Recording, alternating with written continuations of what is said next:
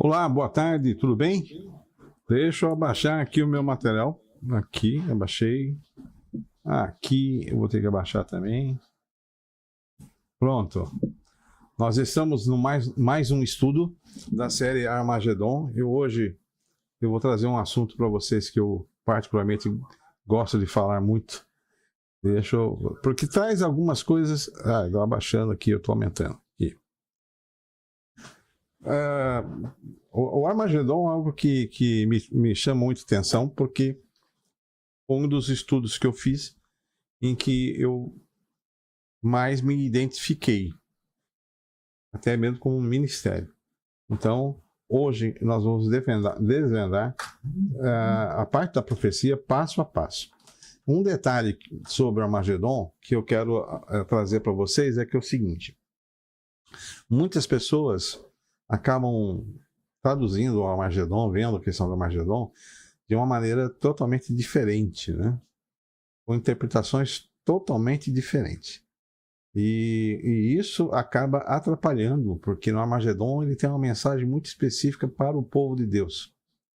Especialmente para o povo de Deus. É como se... Como não?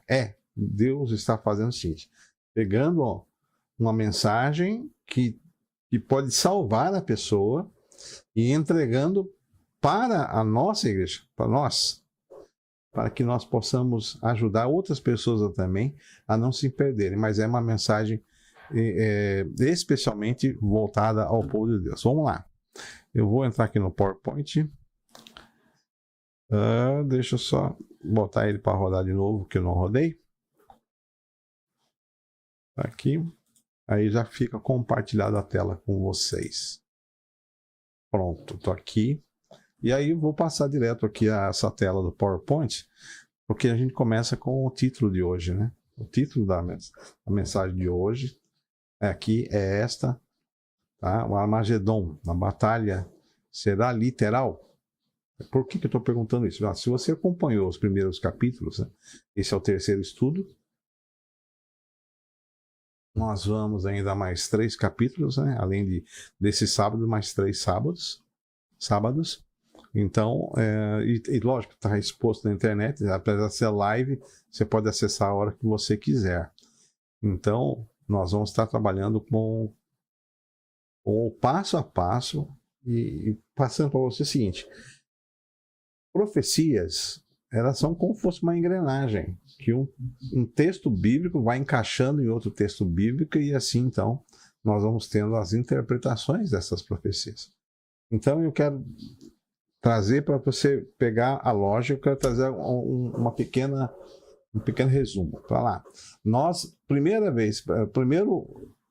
estudo, nós estudamos aqui sobre a questão das interpretações.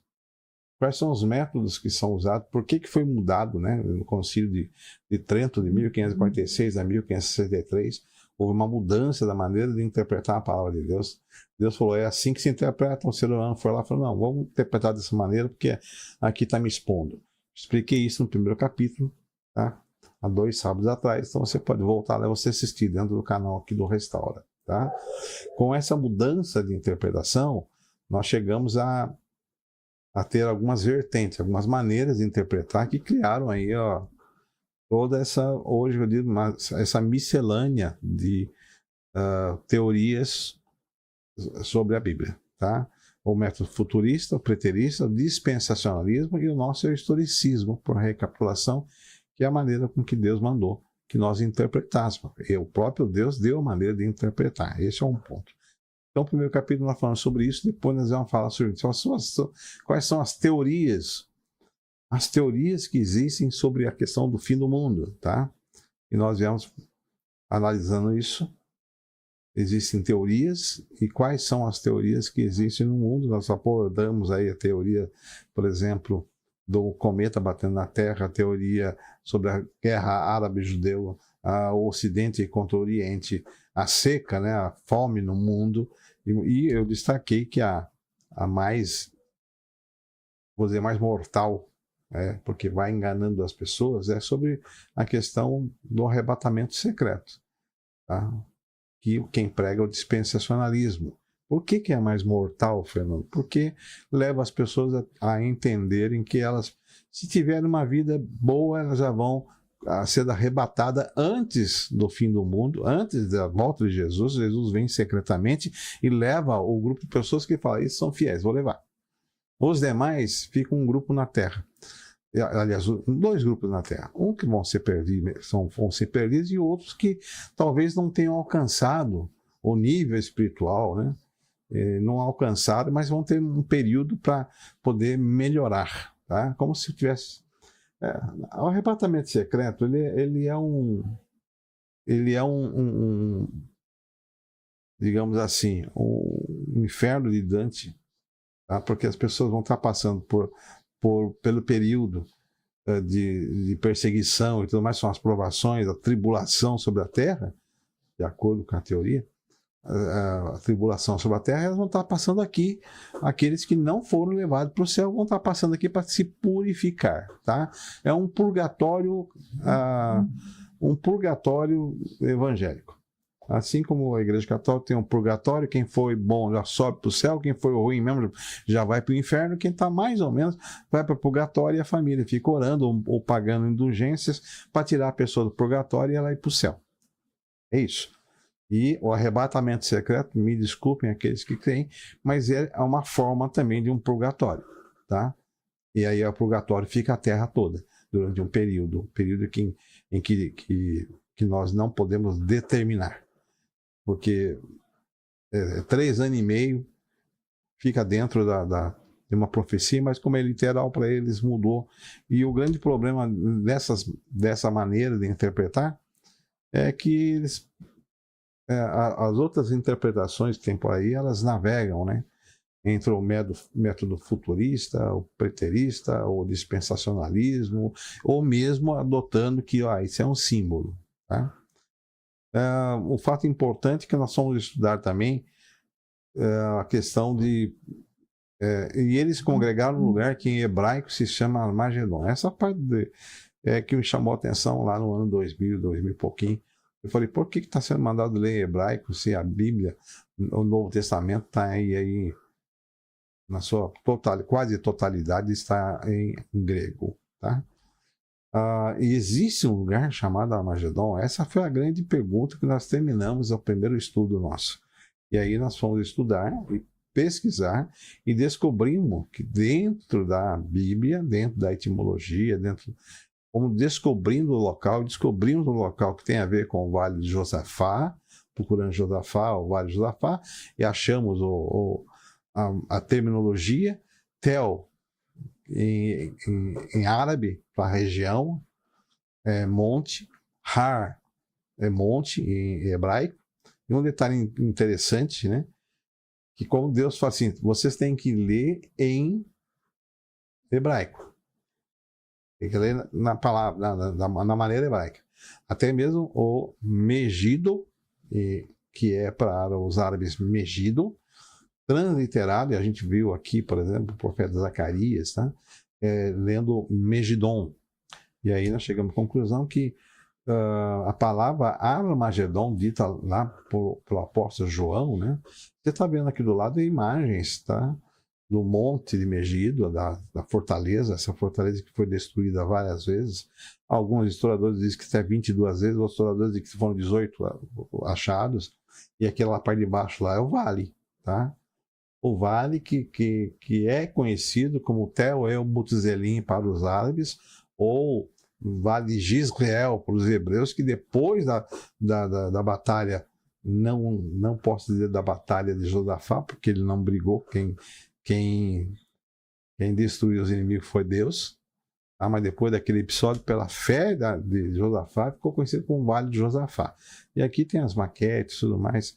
Esses vídeos foram feitos em 2007, tá? Uma expedição que foi lá para aquela região com o pastor Jonathan Conceição e trouxe para mim. Hoje talvez você ouça barulho lá fora, tá? E barulho até por perto aqui, porque a gente está recebendo muita gente hoje e também eu não consigo eliminar totalmente a minha janela aqui, Tá? Então nós descobrimos que existe um local chamado Armagedon. Tá? Agora, então, peraí, dentro da profecia nós descobrimos, existe um local chamado Armagedon. E a Bíblia diz, em Apocalipse 16, tá, que os reis da terra, os 3 espíritos imundos, estão juntando os reis da terra para uma batalha contra os filhos de Deus, num local que em hebraico se chama Armagedon. Aí nós fomos pesquisar e achamos, esse local está a 88 quilômetros no noroeste de Jerusalém, num vale que tem 34 por 32 quilômetros de comprimento, e ali ocorreram muitas batalhas, inclusive o faraó Neco, ele entrou ali e matou Josias, o rei Josias, que não tinha nada a ver com a batalha. Neco mandou um aviso: olha, não tem nada a ver com você, porque você está saindo em guerra para ajudar o meu inimigo. E Josias foi para a guerra e foi morto. E aí ainda diz a palavra de Deus, lendo em hebraico, que Josias foi enterrado no vale de Megiddo. Algumas bíblias nossas traduzidas para o português trazem aí a palavra Megiddo. Outras trazem Megido, algumas trazem Megido, tá? Mas por isso que Deus falou, ó, leia em hebraico. Então nós encontramos. Agora, o fato é esse, a palavra, a guerra que vai haver, que está sendo anunciada com acerto de contas, ela vai ser literal nesse vale. É esse o ponto que a gente tem que ver. Veja só, para isso nós vamos voltar lá no livro de Joel. Por que livro de Joel, Fernando? Porque quando eu comecei a fazer o estudo dessa profecia, já lá para o ano 2000, a chave bíblica minha era encontrar um vale com o nome de Armagedon. E para encontrar esse vale, a gente tem que começar a fazer um paralelismo, tá? Então, vou encontrar um local em que vai ter um acerto de conta, o juízo final. O juízo final, qual vale que eu posso usar sobre o juízo final? Aí se encontra aqui o Joel falando sobre isso. Joel fala e dá essa interpretação sobre um acerto de conta. E diz assim: suscitem as nações e subam ao vale de Josafá, pois ali me assentarei para julgar todas as nações em redor. Lancei a foice. Quando você está estudando com a intenção de ser um pesquisador bíblico, você tem que prestar atenção nesses detalhes, em pequenas palavras que podem ser uma chave bíblica, porque você encontra a palavra nesse local e depois vai encontrar em outro local. Por exemplo, nós estudamos sobre o rei Josafá, onde 3 reis vieram atacar para destruir os filhos de Deus.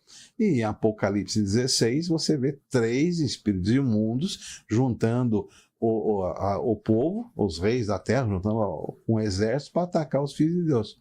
Aí você vê o que eu falei, paralelismo, tem uma coisa a ver com a outra. Esse aqui fala sobre esse assunto, esse assunto tem relação com esse assunto aqui, porque os dois estão falando uma mesma linguagem. Aqui em Joel está falando sobre o juízo final, o juízo de Deus sobre as nações que atacaram o povo de Deus. Aqui em Apocalipse está falando também de um juízo de Deus, certo? Todos vieram ali para também um acerto de conta no grande dia do Senhor Todo-Poderoso. E o grande dia do Senhor Todo-Poderoso, nesse texto de Apocalipse 16, não está se referindo ao sábado, está se referindo ao juízo final. Então, os 2 livros estão falando a mesma coisa. E aqui, então, nós vemos uma outra expressão que você tem que tomar e anotar aí como, opa, quero saber por que é isso. Ou anotar, o que é isso? Veja, aconteceu, porque já, vamos lá. Pois ali me assentarei para julgar todas as nações em redor. Lançai a foice, porque já está madura a seara. Vinde, descei, porque o lagar está cheio. Você vai entender o que é a seara e o que é lagar. E os vasos do lagar transbordam, porquanto a sua malícia é grande. Então, para lagar não é coisa boa, porque Deus está falando da malícia, né? Aí continua. Nós vemos aí algumas chaves. A foice e a seara. E eu vou incluir também o lagar, porque você vai entender sobre isso. Então, nós temos que dar essa interpretação. Nós temos que estar buscando agora É uma corrente de interpretações que vai nos dar a conhecer e entender o que Deus quer falar. Vamos lá. Agora em Apocalipse, lá no 14, você vê o seguinte: eu olhei e eis uma nuvem branca, e assentado sobre a nuvem um semelhante ao filho do homem, que tinha sobre a cabeça uma coroa de ouro e na mão uma foice afiada. Olha a foice, lá uma foice, aqui uma foice, tá? E o outro anjo saiu do santuário clamando com grande voz ao que estava sentado sobre a nuvem: lança a tua foice e ceifa. Olha, duas palavras semelhantes. Lá em Joel, lança a sua foice e ceifa. Aqui, lança a sua foice e ceifa. Só que uma está lá em Joel, no Velho Testamento. Aqui essa está no Apocalipse, onde Deus começa a descrever os últimos movimentos dessa terra, até a volta de Cristo. Especificamente, esse período agora que nós vamos entrar e estamos analisando sobre a profecia do Armagedon. Mas aqui no 14 já nos dá um suporte do que virá. E aqui, lança a tua foice e ceifa, porque é chegada a hora de ceifar. Porque já a seara da terra está madura. Veja, aqui ainda teve um suplemento, um plus. Lá em Joel, lança a sua foice e ceifa, tá? A seara da terra. A seara da terra. Aqui ainda o anjo dá um complemento, porque a seara está madura. Lá em Joel, então, não estava madura, porque ali está se referindo ao que vai acontecer. Agora, aqui em Apocalipse, nós já estamos prestes a acontecer. Olha, a seara está madura, entendeu? Esse é um detalhe. No livro do Joel, nós temos que o campo era o Vale de Josafá. Lá no livro de Joel, campo do Vale de Josafá. Está se referindo ao vale. Em Apocalipse, uma correspondência com esse lugar, que é o Vale do Armagedon. E nós descobrimos que o campo de Josafá, o Vale de Josafá, é o mesmo do Armagedon. E agora nós estamos entendendo. Peraí, então vai ter um ajuntamento de tropas nesse vale, uma guerra literal? É isso que nós vamos responder. Notemos que tanto em Joel como em Apocalipse é citado o dia do juízo final. Então, a primeira chave para você. Vamos lá. Nós estamos tratando sobre o dia do juízo final e não uma simples batalha entre dois povos. É o dia do acerto final de Deus com a raça humana, em que ele estará protegendo os seus filhos, os que aceitaram a sua palavra, os fiéis, em outras palavras, os santos, separados, separar a sua vida para Deus. Veja, de fato, importante sobre isso, tá? O juízo final não é só para este ou aquele povo. E é isso que nós vamos ter que estar compreendendo. Ele fala, ali com elas entrarei em juízo. E a batalha é o grande dia do Deus Todo-Poderoso. É um juízo, tá? O Armagedon não pode ser uma batalha regional, porque ela tem justamente a ver com a questão do juízo de Deus sobre a terra. Então eu não posso pensar que vai ter um ajuntamento de exércitos naquele vale, literalmente pode até acontecer, como contrafação. Existem filmes sobre isso. Existe um filme chamado Megido. E nesse filme, o mocinho é o presidente dos Estados Unidos que vai lutar contra as forças de Satanás e eles põem seus exércitos ali. Um detalhe importante é que nesse local de 34 por 32 quilômetros, ele não coloca ali todos os exércitos preparados da China, da Rússia, dos Estados Unidos. Da China é 2 bilhões de soldados que estão à disposição do governo, ou a Rússia 1,5 bilhão, agora não sei quantos estão lá ainda, porque estão perdendo muitos soldados. E os Estados Unidos podem mobilizar uma força de 1,3 bilhão. Então, vamos dizer que puxa, é muita gente. Você avaliar, é metade do mundo. Metade do mundo, porque vai dar esse número. Eu vou até checar para você aqui, você não vai conseguir ver porque está na minha outra tela.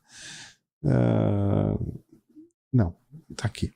É exatamente isso. Quase 2 bilhões de chineses, soldados, pessoas que podem, são reservistas, né? Além do ativo também lá. Então, em torno de 1,3 bilhão aí dos russos. Lembrando que muita gente já não está nessa lista. infelizmente. E também o americano tem como reservistas aí em torno de 1.300.000 também. Nós estamos falando praticamente da metade da Terra reunida nesse vale. Aí você já começa a olhar dessa maneira diferente. E aí tem aqui a palavra de Deus. Suscitem as nações e subam ao vale de Josafá, pois ali assentarei para julgar todas as nações ao redor. Lançai a foice, porque já está madura a seara. Vamos lá. E ele fala dos lagares também. Os lagares aqui, eu falei, não é coisa boa, né? Porque Deus está acusando que são maliciosos, né? Vamos entender sobre isso. Nós vemos a foice e a seara que está madura. Então lá em Joel, tá vendo? A foice e a seara. Tá bom. E aqui, ele ainda diz, multidões e multidões no vale da decisão. Onde é o vale da decisão? O vale do Armagedon, o vale da decisão. Qual a decisão? De que lado e que exército você vai estar. O sol e a lua enegrecerão e as estrelas retirarão o seu resplendor. Ele agora já está fazendo, já está enviando a mensagem lá para frente, lá para o nosso tempo. Então, Joel está falando do nosso tempo. Em Apocalipse, a nuvem branca e nós vemos a foice afiada na mão, novamente. Então, um fato interessante é que nós vamos destacar esse detalhe. Aqui em Apocalipse, ele falou, a seara da terra está madura. Eu estou fixando para você compreender. A guerra vai ser literal. Esse é o ponto. Joel 3 é uma base profética. Ele diz, lançai a foice, porque a seara está madura. E ainda coloca, vindo e descer ao lagar. O lagar, na verdade, é onde estarão os perdidos. Os que não aceitarem a Cristo. É o lagar, vai ser pisado. Por causa da malícia, porque não aceitaram. Tá? As duas imagens que aparecem em Joel, que tem relação ao juízo final, é a ceifa, a seara madura, e a vidima, que é o lugar cheio de que vai estar ali no lagar. Tá? E essas duas imagens, elas aparecem de novo lá em Apocalipse 14. Vamos lá, vamos um pouco lá. E Apocalipse 14, nós temos duas colheitas. A primeira colheita é sobre a seara. A colheita de grãos, que está em Apocalipse 14, de 14 a 16. O filho do homem com a foice, pois chegou a hora de ceifar, pois a terra está madura. A foice, e foi ceifada a terra, o anjo fala. Essa é a colheita da seara. Deus escolheu o seu povo. Mas daí tem o juízo. A segunda colheita é a vidima, as uvas. Ela está se referindo aqui à questão da foice afiada e vidima dos cachos da vinha da terra. E o anjo vai e fez a colheita. E o lagar é pisado fora da cidade. Por que lagar é pisado fora da cidade? Porque não entrarão na cidade de Deus aqueles que não aceitaram o seu nome, aqueles que viraram as costas para Deus. Esses estão no lagar e não fazem parte da seara madura de Deus. A seara madura representa isso, aqueles que estão preparados. E é Jesus que faz a ceifa. É ele que vem buscar. E essa ceifa é morte. Tá? Satanás jogou tanta coisa para enganar o povo que ele botou a ceifar a vida das pessoas. Não, ceifa é Deus, Jesus colhendo os seus. Mas aqui tem o seu tempo, o seu lugar. Tá? Há 6 referências à extensão da terra em Apocalipse 14. 6. A expressão da terra, é uma ação direta de Deus, e aparece 6 vezes nesse texto. Onde ela aparece? Tá? Essa seara madura, 6 referências sobre sendo a terra. E aqui são as 6 referências. Porque eu não posso só citar, eu tenho que mostrar, né? Apocalipse 14:15, a seara da terra está madura. 14:16, foi ceifada a terra, foi feito o trabalho. 18, já começa a falar sobre os destinos dos ímpios, os cachos da vinha da terra. 19, vidimou a terra, a vinha da terra. 14, o filho do homem com autoridade sobre a terra. E o 20, o lagar alcança a extensão que simboliza o juízo sobre toda a terra. Tá? Esses textos nos levam a a estudarmos e chegarmos à seguinte conclusão. Joel 3 e Apocalipse estão falando sobre o juízo final sobre a terra. Esse é o ponto. Agora, vou fazer uma pergunta para você. Avalie. Em Joel, quem tem a força aguda nas suas mãos? Tá? Quem tem em Joel? É o Jeová. Suscita as nações, então é Jeová. Em Apocalipse, quem tem a força aguda na sua mão? É aí. Jesus Cristo. Tá? Então veja só. O grande juiz de Joel, o que foi para julgar, é o mesmo Jesus Cristo do Novo Testamento. Então é Jesus que vai julgar as nações, os ímpios, aqueles que não aceitaram seguir a Deus, aqueles que não aceitaram a salvação que Ele nos dá. Mas como você pode falar isso? Então, não é Deus Pai, nós não vamos comparecer diante do tribunal divino, não é Deus que está lá. Alguns ainda chamam, Deus é que é o justiceiro, tal. Jesus é o bonzinho que intercede. Jesus é o advogado. Tem uma coisa interessante sobre isso. Porque o Pai a ninguém julga, mas deu ao Filho todo o julgamento. João 5:22. Tá? O grande juiz de Joel 3 é Jesus. E um fato interessante. Jesus é o juiz e é também o nosso advogado. Temos um advogado no céu. Ele é nosso advogado. O justo advogado. Esse é um ponto importante. Agora, eu quero trazer para você o seguinte. O próprio Cristo vai dar a resposta para você se realmente a batalha é literal ou não. Veja, vão acompanhando. Então Jesus, deixando as multidões, entrou em casa e chegaram-se a ele os seus discípulos, dizendo, explica-nos a parábola do joio e do campo. E ele respondendo disse, o que semeia a boa semente é o Filho do Homem. O campo é o mundo. Opa! A boa semente são os filhos do reino. O joio são os filhos do maligno. O inimigo que o semeou é o diabo. Então Jesus falou, opa, o campo da parábola que está sendo usada e que se perfigura das searas maduras de Joel e de Apocalipse 14, o campo é o mundo. Certo? E o que é, então, essa questão da ceifa? A ceifa é o fim do mundo. E os celeiros são os anjos. Mateus 13:36. Então, veja.